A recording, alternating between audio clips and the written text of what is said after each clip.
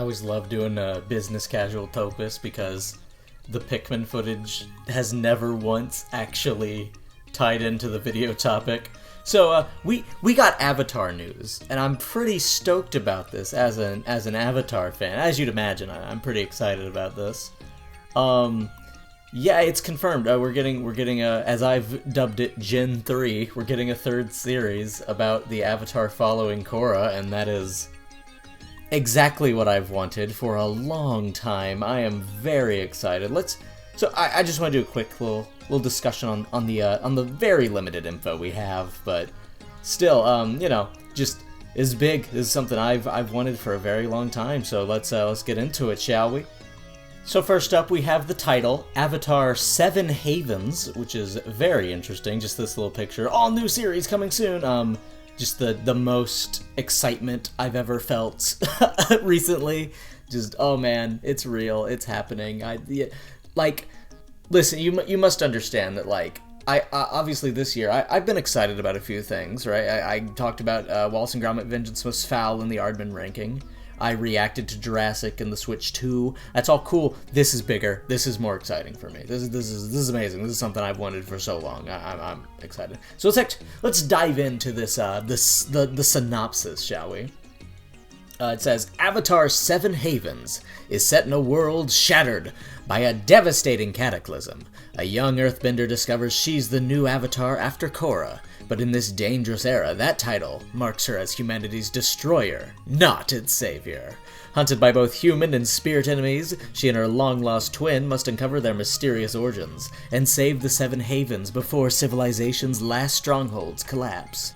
That is a very non-specific summary that doesn't really go into any of the nitty-gritty details of the plot, but it is nevertheless very promising. So right off the bat, this is a good world change. So what I like about the Avatar series is that each generation kind of majorly shakes up the world, right? And it's cool because it feels like it's moving on, but the original world is hard fantasy. Avatar: The Last Airbender is a hard fantasy series, no technology, and then we see that world evolve into a more civilized, technologically advanced age in Korra. And I think that's so cool. So here, we're seeing yet another just completely different thing. Cataclysm, that implies, I'm thinking post-apocalypse, that's really cool. That's just a very intriguing setting for this. I like that a lot. Also, I think the little note that the title of Avatar marks her as humanity's destroyer, not its savior, is obviously very interesting. If I had to guess, that's going to be the villain is going to be this kind of master propagandist, or hear me out, Korra, and this is going to be funny because so many people hate Korra, so if she does anything remotely bad, it's going to they're never going to shut up about it, but whatever. Korra caused the cataclysm somehow, or failed to stop the cataclysm, and so now, in this future age, people blame her for it, and that's why the Avatar is humanity's destroyer. I think that's interesting. Could see it being an ongoing mystery where, we think Korra did something bad, but then it's revealed, later she did all she could, or it was the only way to stop something bigger. I don't know. Very interesting. Hunted by both human and spirit enemies. This is cool because that means we have human villains and spirit villains, which, that's pretty typical. I like the emphasis on spirit enemies. I feel like that could imply they are a bigger threat in this show than they were before, because with Korra, it was really only Season 2 that dived into it, and Season 2 is not very good, so you'd understand my hesitation. And human villains obviously have always that's kind of typical. I'd be interested in a main antagonist who is a spirit. I'm not going to get my hopes up, but I think that could be interesting. I just hope the villain is good. This franchise got a reputation. Long lost twin sister. That's interesting because so a while back, and I'm mad I didn't mention this ever, but I actually had a thought. Right, it was okay, in Korra, big spoiler alert. All right, in Korra. The Avatar spirit is split in half by Season 2's villain, Unalaq. So, I was thinking, how would that affect the next Avatar? How would that affect the next Avatar?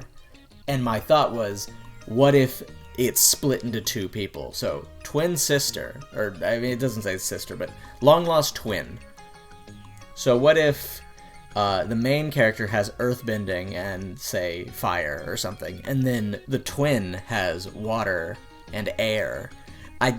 There's potential there. I think that's very interesting. And the Seven Havens, that's like, it's not very clear what it is. Civilization's last stronghold.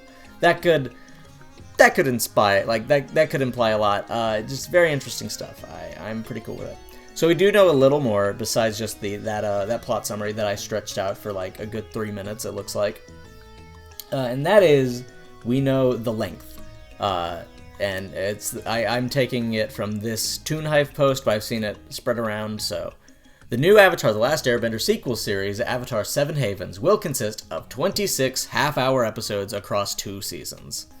So it looks like we have like a deadline. Like it's not gonna go long. It's not gonna be as long as the other two.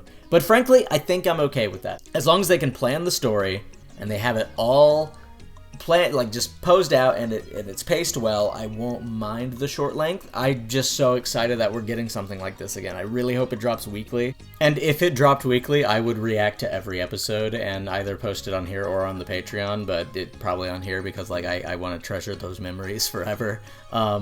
Yeah, I think that about covers my thoughts on this. I'm so excited. I'm just so happy. Again, it's something I've wanted for a very long time, so I'm looking forward to it, and I hope you are too. And yes, I will do a full-on review of it like I did with the live-action series. This is just one of those franchises, you know?